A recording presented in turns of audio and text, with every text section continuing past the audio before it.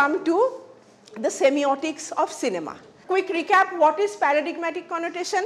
Paradigmatic means that out of all the choices given to you, you select one choice. Syntagmatic is in context. When you see everything in context, then you know. For example, in that room exercise that we did, that messy room exercise, when you see just the poster on the wall, you arrive at a certain conclusion. But when you see the poster in the context of the other things in the room, your conclusion changes. Your idea about the person changes.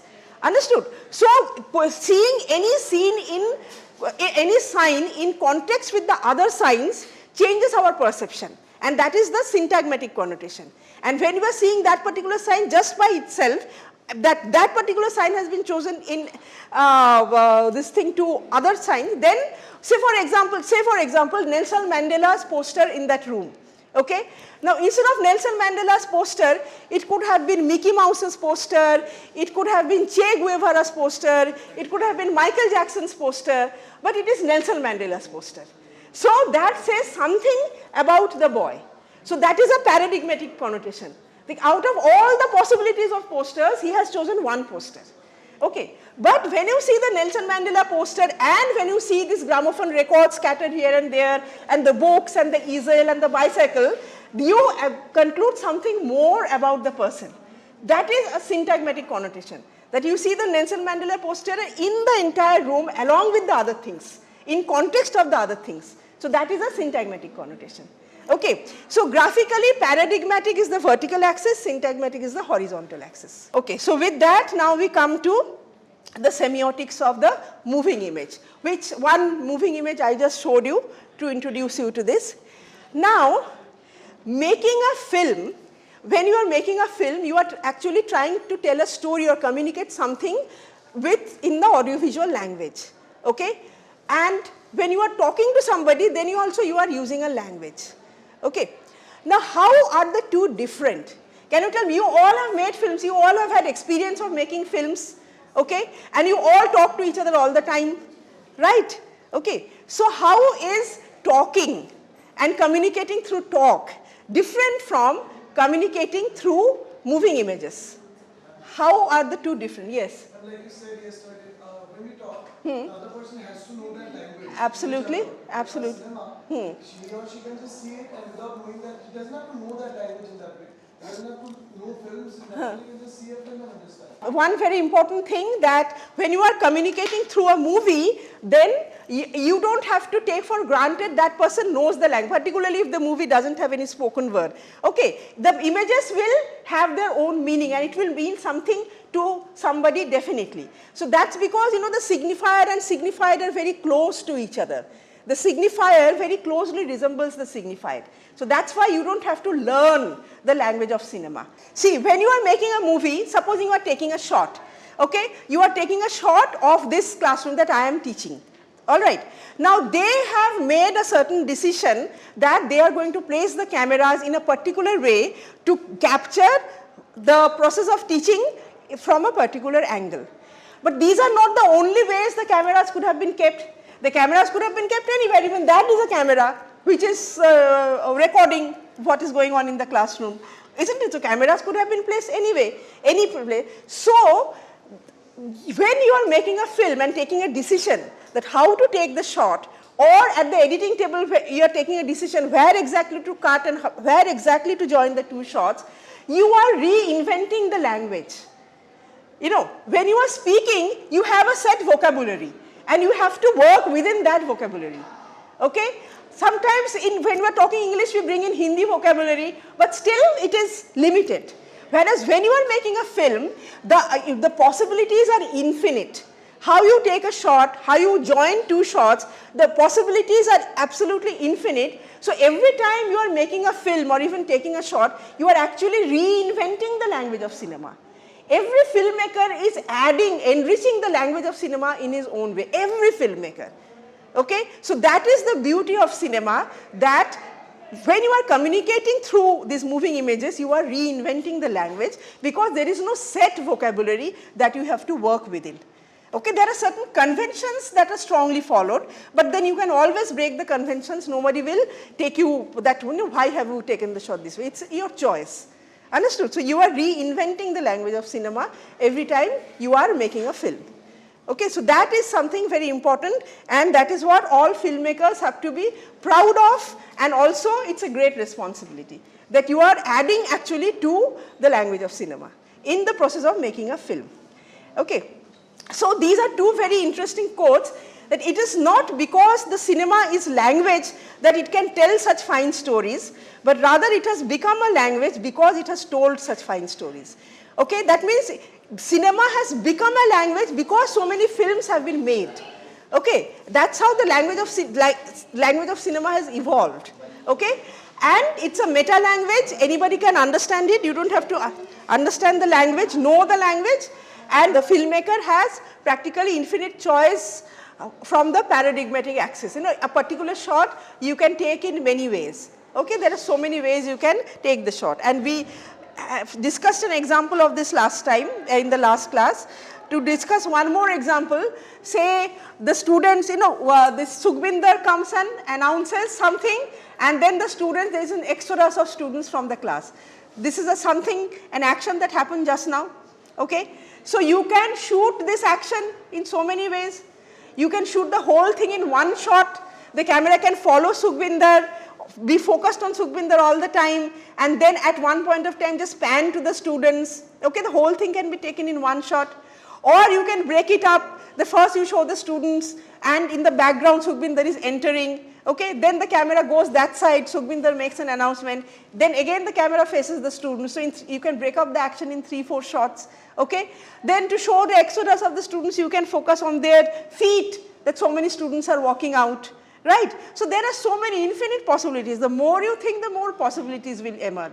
So that's why when you do the shot division for one particular action, each one of you will do a different kind of shot division. It will never be the same. Okay, that's because the possibilities are infinite. There are infinite ways in which you can say the same thing. All right. So you are reinventing cinema every time you make a film. All right. Now, there are certain things as a filmmaker and even as a film analyst, you have to be aware of certain things that are all the time there in any communication process, particularly if it is artistic communication. So one thing is metaphor. So do you know the meaning of this word metaphor? Metaphor is you are identifying one thing with another thing. Okay, say for example that life is a river. If you say life is a river, okay, you are equating life with a river. If you say life is like a river or life flows like a river, then it becomes a simile. But the moment you say life is a river, it becomes a metaphor because you are equating the river with life. Got my point? So that is a metaphor, which in poetry, metaphors are there all the time. So here also there is, my love is a red rose. If my love is not like a red rose, this means the red rose is signifying love. Okay, signifying a feeling or emotion called love. It's not just a rose, but it's signifying something beyond its physical existence. Then it becomes a metaphor. Okay? Now, cinematically, in cinematic language, the question is how the metaphors work. Now, here let me tell you one thing. In theater, all of you have seen plays on stage. In theater, you find metaphors more easily. Because the space, theatrical space itself, the proscenium itself is a metaphor. It's a symbolic space. Okay, you create there somebody's living room or a jungle or something. So the theatrical space itself is a metaphor. Okay, within the theatrical space, supposing you have created a banyan tree using ropes. You have just hung ropes from the ceiling and you have put some green lights at the bottom, so the ropes have taken on a greenish kind of hue, and around that banyan tree so many things are happening. Now that those ropes are not banyan tree, but the entire audience accepts those ropes as banyan tree. So the ropes become a metaphor for banyan tree. Understood? Okay, so in theater we are all the time using these visual metaphors. Something signifying something beyond its physical existence. So like here ropes can become banyan tree, something else can become, a cardboard cutout can become somebody's house or somebody's muhalla. Got my point? So in theatre we are always using these things, but in cinema we can't signify a banyan tree with a rope, we have to show a banyan tree only. We can't use these obvious visual metaphors in cinema. Okay, we have to show the real object. So in cinema metaphors are less. Okay, but at the same time you can identify metaphors in cinema. Can you think of such examples? Shoe dance in a gold rush. Okay, so there what is happening, that those bread rolls are signifying shoes. Bread rolls are no longer bread rolls, but they have become shoes. And where he eats the shoe, the shoe becomes human flesh, not human flesh, some kind of flesh. Okay, so here he is eating a shoe, but it's as if he is eating some flesh, some meat. Okay, so that the shoe becomes a metaphor. And in that shoe dance in Gold Rush, the bread rolls become the shoe. So those are like metaphors. Okay, I will show one more Charlie Chaplin film where this metaphor is obvious. Strange, these strike leaders, they're all brunettes, not a blonde amongst them. Brunettes are troublemakers, they're worse than the Jews. Then wipe them out. Too small, not so fast. We get rid of the Jews first, then concentrate on the brunettes. Shall never have peace until we have a pure Aryan race. How wonderful. Tulmania, a nation of blue-eyed blondes. Why not a blonde Europe, a blonde Asia, a blonde America? A blonde world. And a brunette dictator. Dictator of the world. Why not? Out Caesar, out Nullus. The world is effete, worn out, afraid. No nation would dare to oppose you. Dictator of the world. It's your destiny. We'll kill off the Jews, wipe out the brunettes. Then will come forth our dream, a pure Aryan race. Beautiful blonde Aryans. They will love you, they will adore you. They will worship you as a god. No, you mustn't say it. You make me afraid of myself.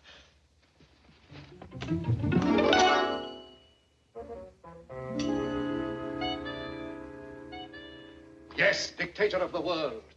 We'll start with the invasion of Austerlitz. After that, we won't have to fight, we can bluff. Nation after nation will capitulate. Within 2 years, the world will be under your thumb. Leave me. I want to be alone.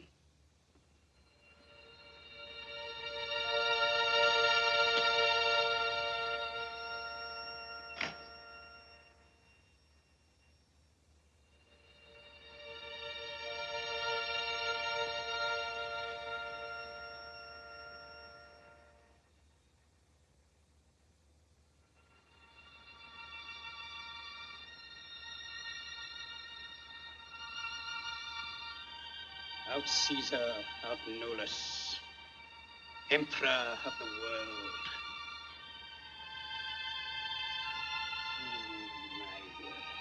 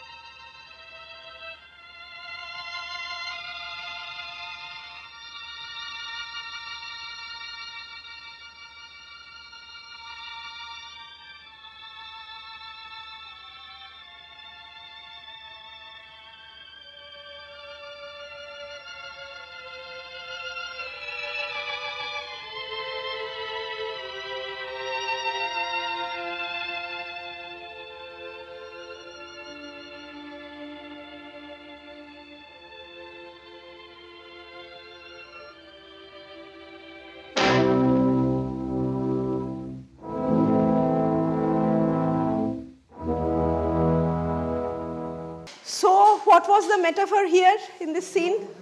Yeah. The balloon was signifying the globe, and it was a very obvious metaphor because the globe was drawn also on the balloon. So, but entire scene is metaphorical. The globe burst on his face. That was a metaphorical action. So, what is it trying to say? What is Chaplin trying to say? Basically, then the balloon burst on his face means that when he begins to play with the world, do whatever he likes with the world, then something will go beyond his control. It will spin out of his control and it will boomerang back onto him. Okay, so that's what he's trying to signify with this balloon dance, right? So this is again some kind of a metaphor that can work in a film. Okay, of course this can work in theater also, in a play also, because it's basically performance oriented.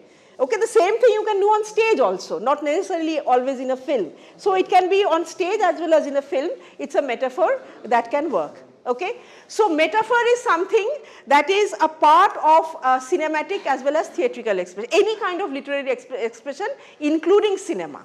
Okay, you have another kind of expression called metonymy. It's a relationship is suggested based on association. Okay, say for example this represents Charlie Chaplin. Okay, that is a metonymic representation. You don't have to show Charlie Chaplin, you just show this and that represents Charlie Chaplin. What do these represent? Huh?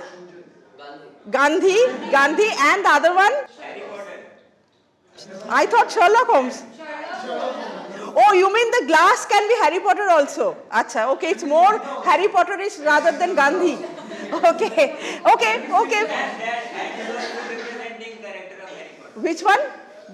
That hat is also Harry Potter. It's supposed to be Sherlock Holmes. That means, okay, this is something that is working. We will come to that. Okay. Now, synecdoche is something similar to metonymy, which is part representing the whole. That means, see here, this particular image, this is the back of a sheep. It's the keel of a ship, which cuts through the water.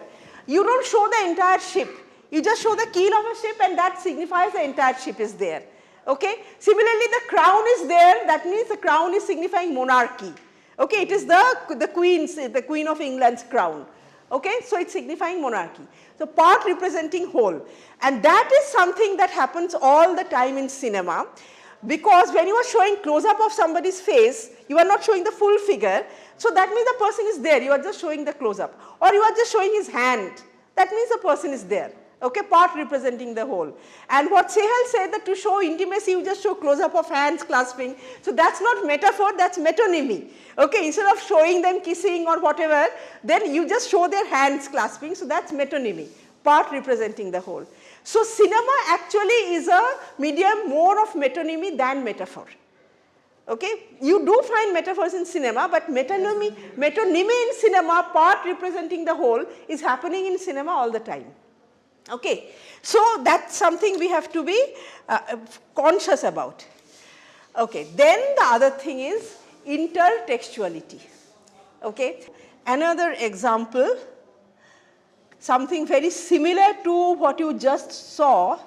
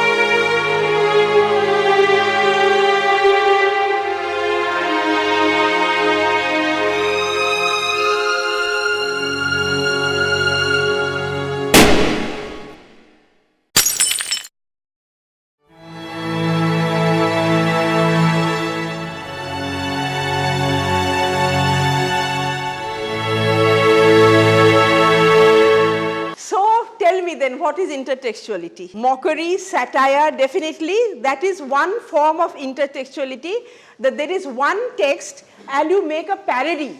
You make a parody of that text. Definitely that's a very popular form of intertextuality. But then there are other forms of intertextuality also. See, intertextuality per se means that one particular text is referred to or quoted in another text. Okay, that is intertextuality. And here by text I mean it can be a film, it can be a novel, story, or image, a poster, whatever, that is quoted in another film or any other work, that is called intertextuality. Understood? So, parody is one very important form of intertextuality, something you just saw, but there are many other types of intertextuality that is all the time working in any creation, in any work, and also in filmmaking. Now you tell me, particularly in television you encounter this such intertextualities all the time. But you tell me, how are these intertextualities coming into play? In what ways?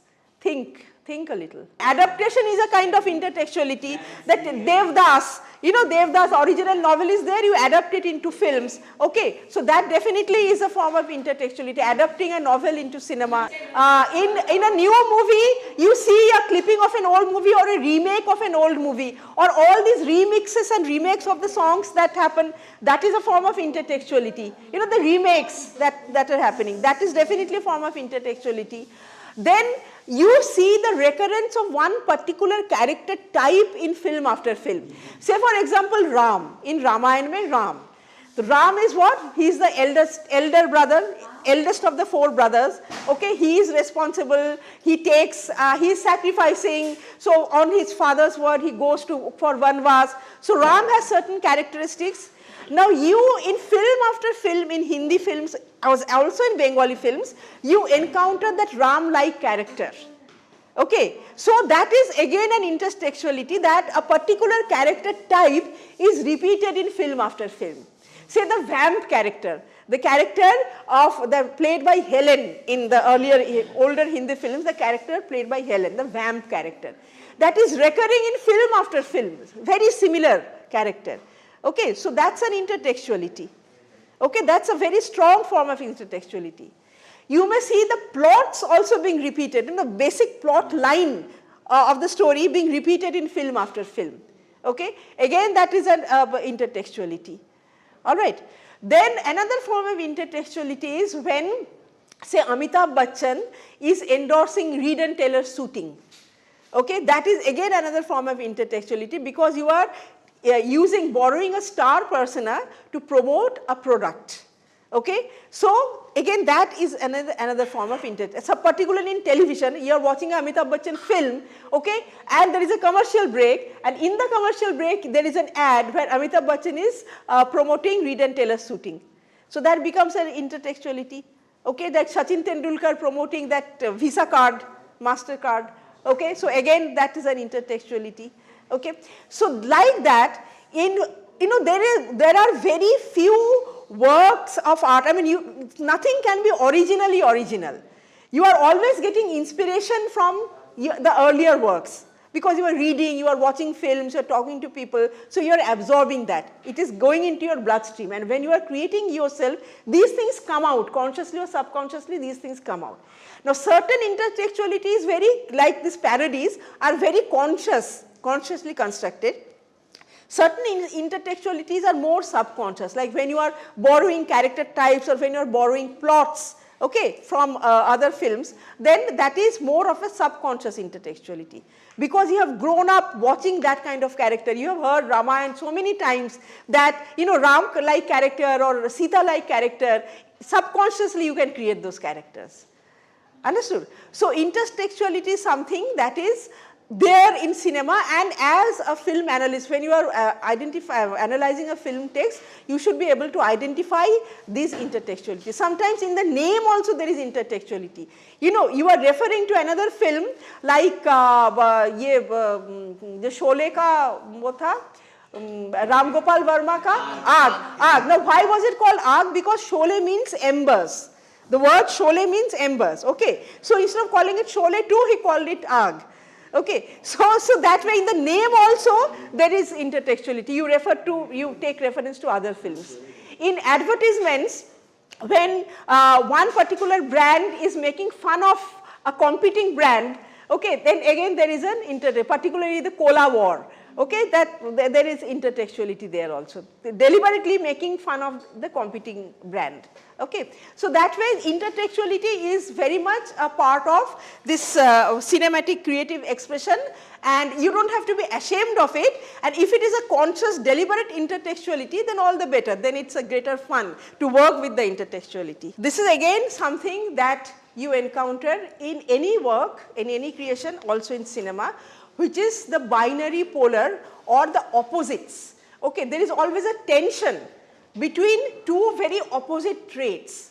All right, say somebody, say for example, Snow White is beautiful, but her beauty comes out more against the ugliness of the dwarfs maybe.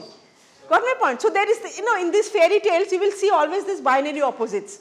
There is the good fairy mother and there is this very scheming kind of fairy, which is not a well-meaning fairy. The Beauty and the Beast, and then this stepmother. Okay, stepmother who is not at all scheming and not generous, and there will be another character who will be just the opposite of the stepmother. Okay, so the goodness of one person or one character trait comes out more, becomes more prominent against an exactly opposite character trait. Okay, so all starting right from very simple fairy tales and folk tales to very complex stories, you will be able to identify these binary polars at play. Okay, in one particular character also you find these opposite traits. Say Charlie Chaplin, the tramp character. Okay, Charlie Chaplin's tramp character. Within the tramp character, what are the binary polars that you can identify within the tramp character? See, if you see his dress, if you see his dress code, all right, his coat is undersized, his pant is oversized, all right, his hat is undersized, it doesn't fit into his head, his boots are oversized. So deliberately he has played with these opposites, okay, and within his character, he is a tramp, but he has these princely qualities. He has this air of sophistication around him, even though he is a tramp. All right. So that way, he has deliberately created that character of the tramp by integrating these binary opposites into the character, both in the physical appearance as well as in the character traits. All right. If you see Charulata, the first 7 minutes of Charulata, did I show you in the earlier semester, first 7 minutes of Charulata?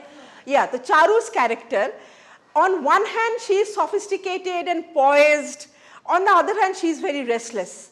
So in those first 7 minutes, her sophistication, her accomplishment has come out, as well as her restlessness and playfulness and childishness has also come out. Okay, and it is again not that careful a construct, but it is there. I mean, a person becomes an interesting person because there are shades to his character. If there is only one very strong character trait in that particular person and nothing else, he will be a boring and predictable character. But because he is a complex character and there are opposite traits residing in the character, that's why he is unpredictable and it is more interesting to deal with the character, work with the character, write dialogues for the character, okay, so that these nuances in his character trait come out in the dialogues. Okay. So binary opposites is again another thing that you will always identify in any work and also in films, in film narratives, in film visuals also.